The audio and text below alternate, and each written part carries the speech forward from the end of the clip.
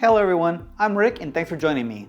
Today we'll be looking at the Yulong DP1, and I'd like to thank Apost Audio for loaning me this unit.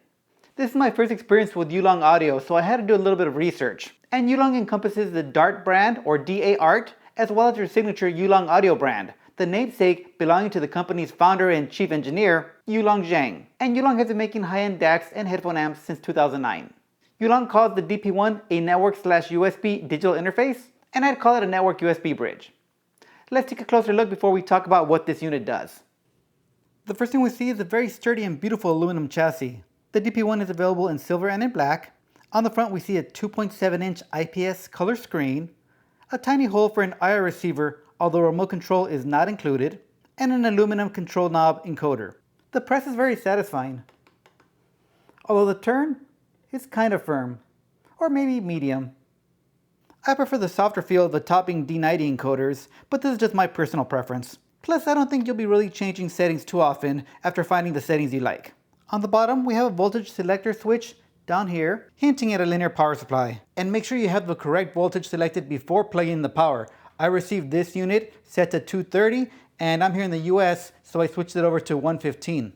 You also get some rather curious looking feet here with some silicone dots, and they work really well at keeping the unit from sliding around the table. Moving to the rear, today we'll start at the right. We have an IEC inlet with fuse holder and main power rocker, then our digital inputs, an RJ45 LAN port, and a USB-B port. Next we have a BNC connector for word clock, and this can be set to off, input, or output in the settings. Then 4 digital outputs, an I2S on HDMI, digital coaxial, Toslink optical, and AES EBU. You might have noticed the lack of analog outputs, and that's because this is not a DAC or digital to analog converter.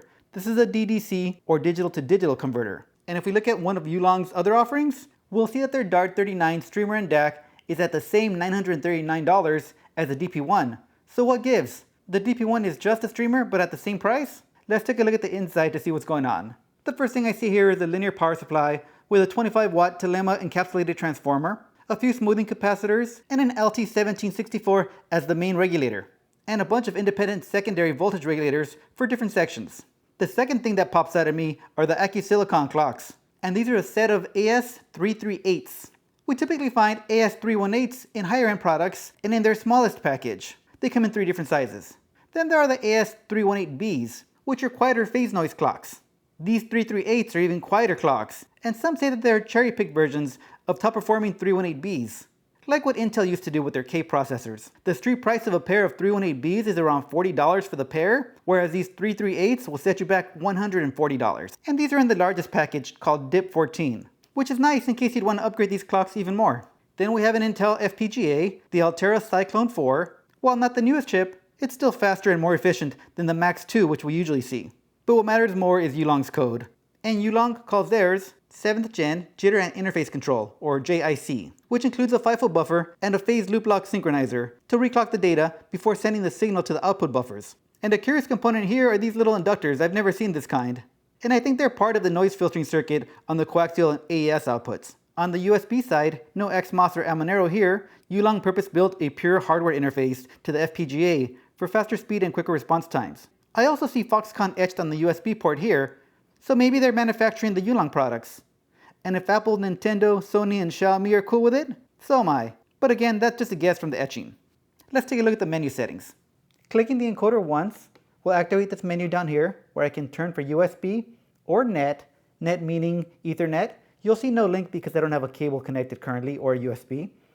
Clicking the button twice will go into our word clock here, and I have it set to off, but we can set to input or output. And that's to send either a signal from this clock out to make this unit the master clock, bring a signal in from another device, or just have it turned off. Clicking it 3 times gets us to our I2S clock input, and we have a multiplier here of 1 times 2, 4, or 8, depending on what kind of clocks you have. And finally, on the very bottom right, you have an indicator to let you know what settings you have set for your I2S out. It's pretty tiny, kind of useless. I'd probably do that instead of the main menu. Up on top, it shows we have PCM, so you can do PCM or DSD out of this unit. And finally, if you have link connected or not. When we have an Ethernet cable, this will tell us we have access. Now turning the encoder left and right will not do anything in the main settings. what we do is you'll hold and press down the encoder. This takes us to our main settings. And here we can turn, we only have about 10 seconds before the unit comes out of this menu. I really wish they would have put a small back button here so we can have this active at all times. And so to escape out, you have to wait for the unit to time out. Sometimes when I'm in the menu and I'm thinking about what to do, it'll pull me out before I even make my selection. So this top one, we'll start off with the settings, and that's screen set. We can select, right now I have it on always. If we select and turn, we can have our screen turned off. After a certain amount of time, I have it set for 30 seconds. Or we can have it set to normal, and this will give you an auto dim. I'll go ahead and switch it back to always for now. And you see here, now I'm stuck here because I can only go to the time or the setting, and I can't escape back. I have to wait for the unit to time out before going back in. The next setting is effect type, and here we can select what we want displayed on the screen. And the options are a spectrum analyzer, VU meters, or the sampling rate. I like the VU meters. The next is FFT type, and this applies only when you have it on spectrum analyzer. Then we have our LAN settings, so this gives you all your IPs and whatnot. And now we have our streaming protocols, and the cool part about it is we can activate or deactivate only what we want on. The first one is Roon, and that's the only one that I have on. But then we have DLNA, AirPlay 2, HQ Player, NAA for those serious tweakers, very cool here, Squeezebox Lite, and Spotify.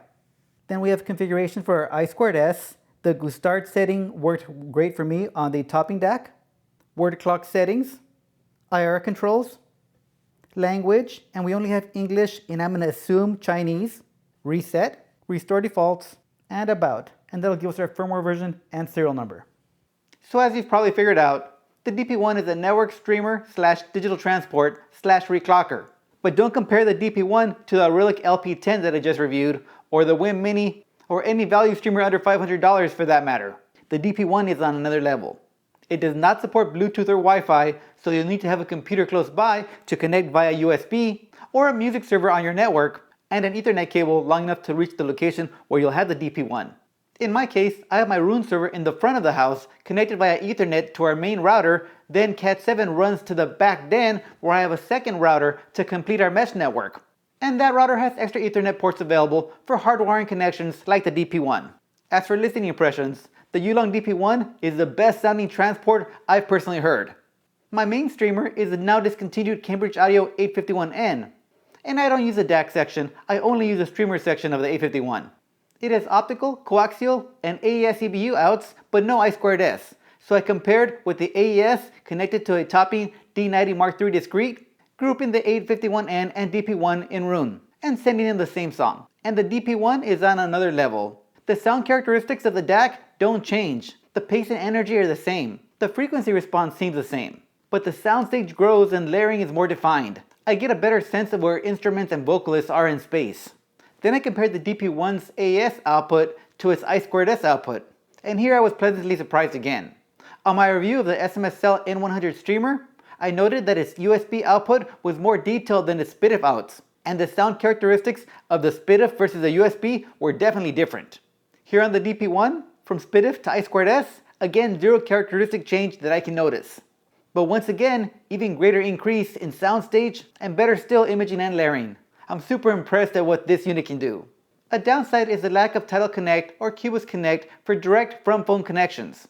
But you can access these services via Roon, as well as Audiorvana and other DLNA players. And because the DP1 is Linux based, Yulong might be able to update over the air or network.